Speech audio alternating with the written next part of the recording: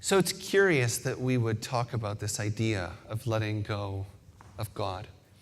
That God would in some ways be our greatest barrier to deep spiritual fulfillment. And yet, it's a conclusion I come to again and again. Because when I talk to people about their spiritual journey, when I listen to people talking about their struggles or their stuckness or their desire to take another deeper step, it seems the most consistent problem in the equation, or at least the most consistent factor in the equation, is their idea and understanding of God. In fact, I would argue that most spiritual direction, most spiritual maturation, most spiritual transformation is simply a tweaking of our understanding and story about God, until suddenly, almost like a trip to the eye doctor when they keep flipping the lenses and say, is that better? Is that better? Can you read the line now? And then suddenly we have an understanding, a lens that actually lines up with what's going on in the world. And then everything makes sense. And then healing is not only possible, but it's no longer necessary. When we step into our deepest understandings of God, suddenly the quest ends and the extraordinary experience of being spirit in matter begins. Strangely, to illustrate what I'm talking about, or at least to get the ball rolling on our topic for today, I want to tell a very short story. This is a true story. And many of you should actually have heard this story yourselves. Last year, about a year ago actually, it was almost at this time, it was May 28th last year, there was a very famous shooting. And it was the murder of a gorilla named Harambe. Now this shooting became, and the story behind it became, the #1 meme or topic of social media conversation on the planet. Literally top 10, and some sources like the BBC, CNN would say the #1 meme, meaning a concept, a thread, a story that is shared over and over and over and over and discussed over and over again. So what was the story? Well, the story, if you don't know, was that at the Cincinnati Zoo, a child, 3 years old, although some accounts say 4, fell into the gorilla enclosure, 15 feet down into a very shallow water pool. Now, obviously, immediate questions arise. Why was there a child like that close to the edge? And where were the parents and so on? But, we're not quite there in the story yet. What we know, though, is that sadly and tragically this happened. And immediately, the silverback, Harambe, an enormous 16-year-old Western lowland gorilla, just about to celebrate his 17th birthday, actually, the following day, immediately found and stood over the boy. Now, you can watch the videos, and people have watched it again and again. And they debate what this gorilla was doing, what he was going to do. In some moments, it appears very clearly that he is protecting this child. Suddenly, another primate enters his universe and is vulnerable in his home. And he stands very alert, on guard. But then there's another moment where he takes the child by the arm or by the leg and kind of drags the child through the water, but then sets it up again, and then pushes it around, and then stands guard again. It's not clear what's going to happen, but the people are shrieking in dismay. They're hollering, they're calling, and the zoo decides to make a very difficult decision, and they execute the gorilla on sight. Now, it's a debate. Did they do the right thing? Could the gorilla have been tranquilized or distracted?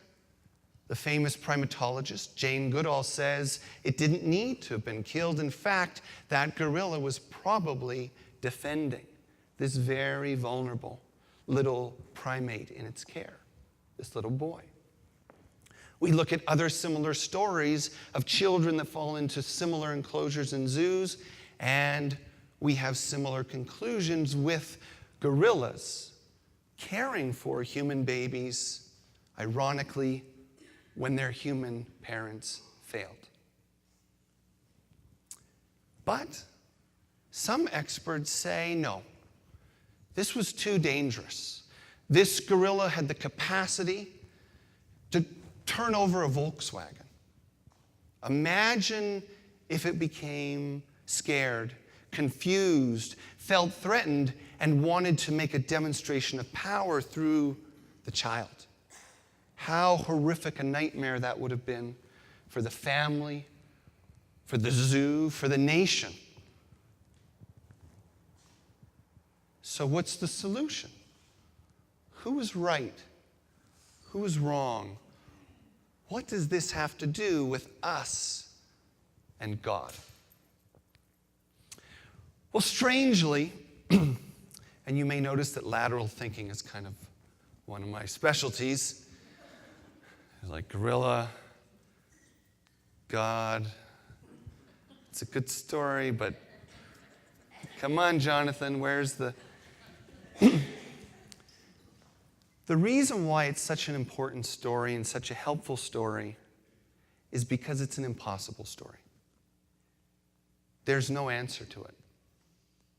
Should there ever be a gorilla, a Western lowland silverback 16-year-old gorilla in a zoo? Some would say no. No, never. Why would we need to appreciate an animal of this magnitude, beauty, and power in an enclosure, arguably, a 0.1% of the size of its natural territory? And others would say, but no, this is important because this gorilla and all those that are well treated and rescued in places where people can observe them and experience them can help inspire conservation. So it's a good place. Maybe not for all gorillas, but at least for some. There could be some higher purpose or service to an enclosure like this, to an animal like this. And then the debates. All the debates, because the internet. Everyone has to have an opinion about everything.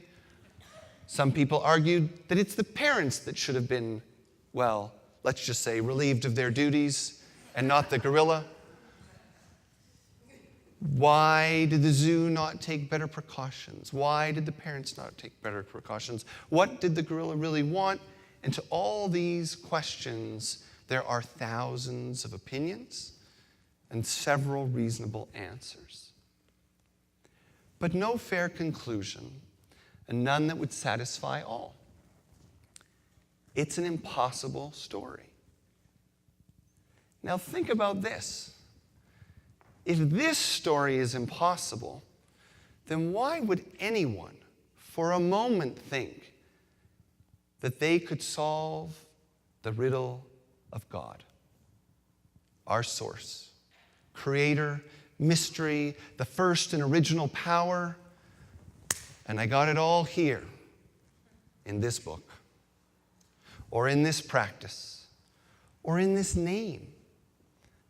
If we can't figure out the simple complexities of human-animal interactions, do we think that our relationship to the divine would be easier, more straightforward, more simple, more clear?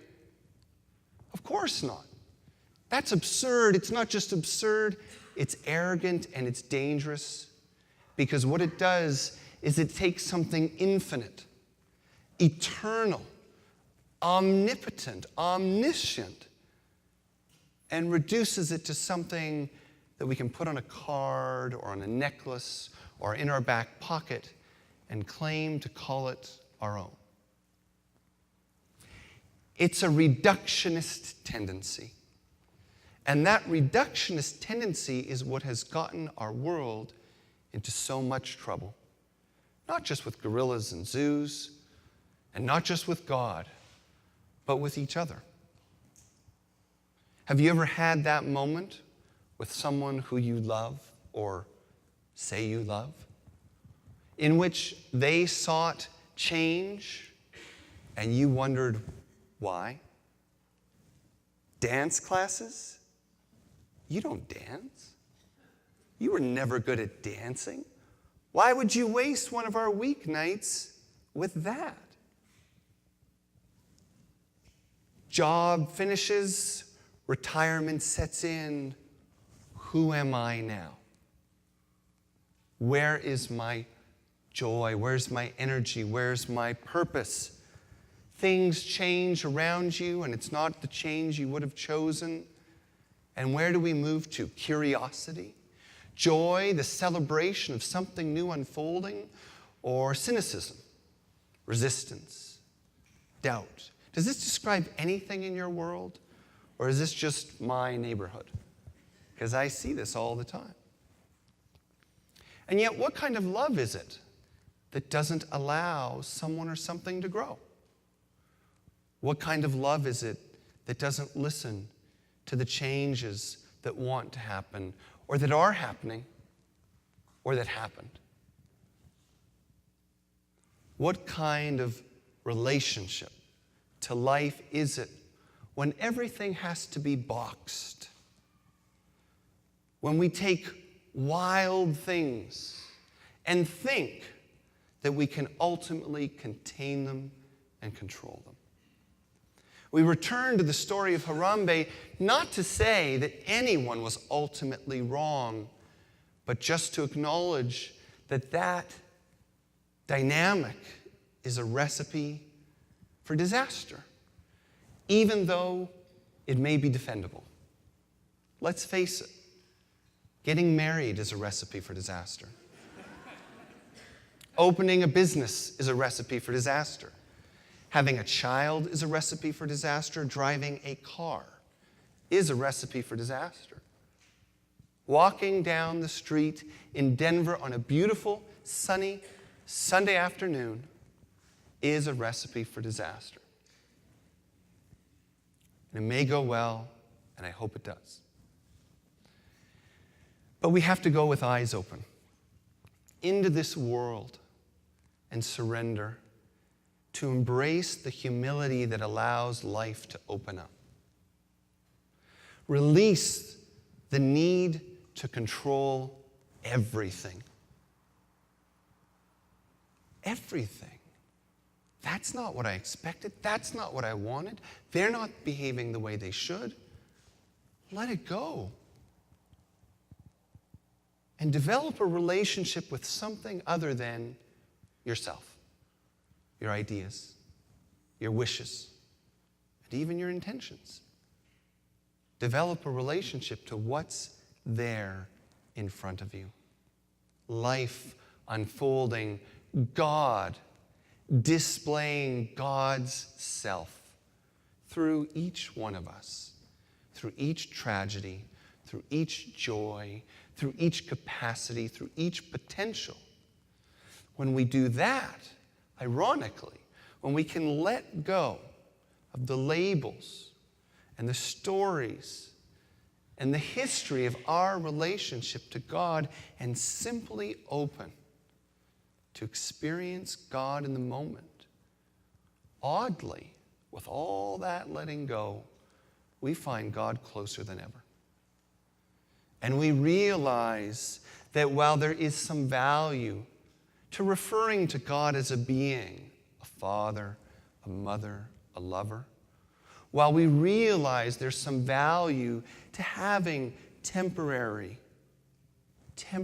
containers for this extraordinary experience and power, what we ultimately remember is that what we are in relationship defies understanding, defies logic, defies words, and at best, all we can do is humbly settle into our hearts and ask Not who is God or where is God, but how do I feel God?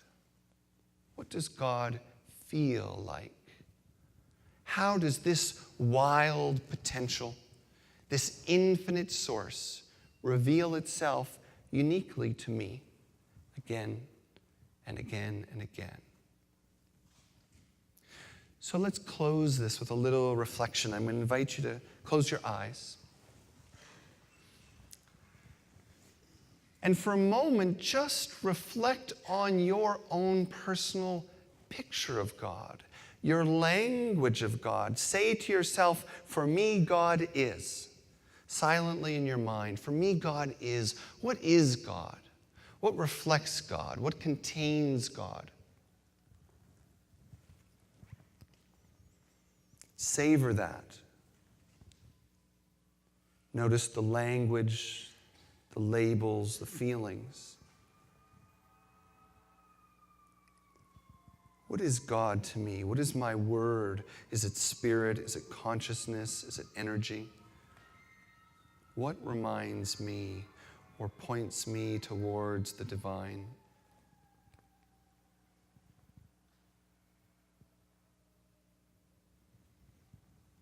Do I really believe God is all, invisible and visible?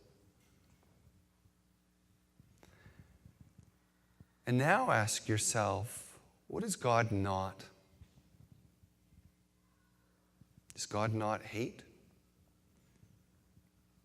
Is God not torture? Is God not failure and despair?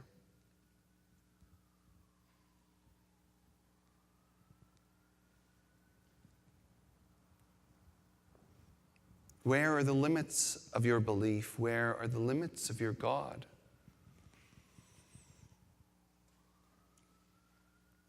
In what ways do you exclude life from spirit? What things do you consider not sacred?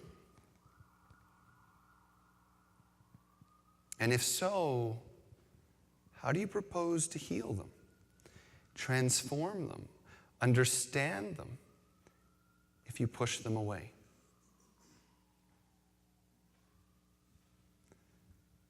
And so we close not with answers, but with courageous questions to ask ourselves each and every day